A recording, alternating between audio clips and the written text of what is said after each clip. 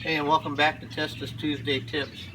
Today I'm going to go over a review of the measuring process and what sometimes you hear me use the term field notes and sketches.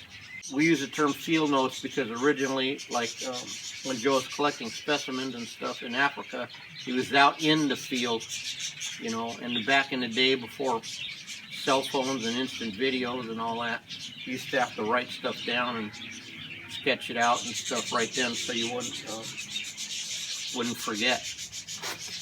And so this is my basic chart. You guys have all seen it. I use this chart for deer, elk, sheep, whatever, and then I have one for bears and one for bobcat, fox, coyotes, etc. So here's where I start taking my notes, and I write down the species. In this case, I call it a blacktail, but it's a hybrid, and I put the sex. It's a male. The location, this one was taken in Ojai. Condition is it's mature, and then I put the date it came in, the job number, and the guy's name. So that's the beginning of actually collecting references. And this is a classic example of why I decided to do this about the taking your notes. Is look at the condition of this deer. This injury, and it's pretty dang brutal, but it's actually healed up, and the deer's surviving that. The guy actually wants it mounted back like this, so I'm going to need to get as much reference assembled as possible, because you know how it is when you take in however many hundred deer you take in a year. You're not going to remember every detail, but the basic measuring process is still the same. I start filling in all my lines, and again we measure in millimeters because it's easier to convert millimeters to inches than it is to the other way around. I'm going to go ahead and do all this measuring. Then I'm going to have to take some extra measurements for all this stuff here. And then I'm going to take it on the back of the chart is where I do my sketches and the rest of my note taking,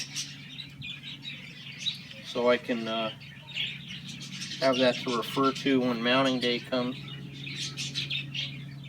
And again, the real advantage that you really gain out of measuring, besides the ability for the fit of your mount when you're doing it and all of that, is it really forces you to slow down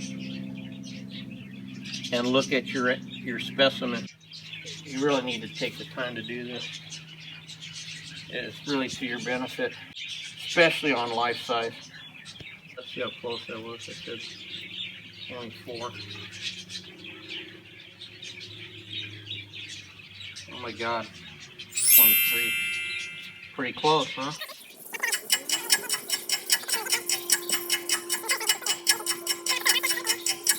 Okay, now I've done that, my basic measurements. Now it's time to sketch this thing out. So, a couple ways I do this. One, you can just eye it, ball it out, and try and sketch it.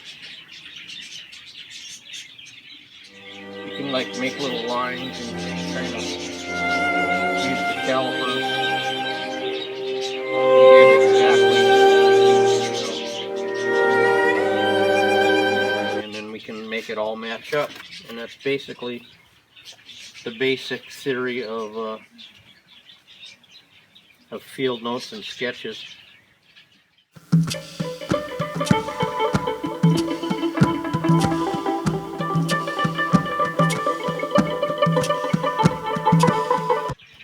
here's our lip line. Because so when we mount it, can you zoom in on that? We're going to want it to end up looking like that.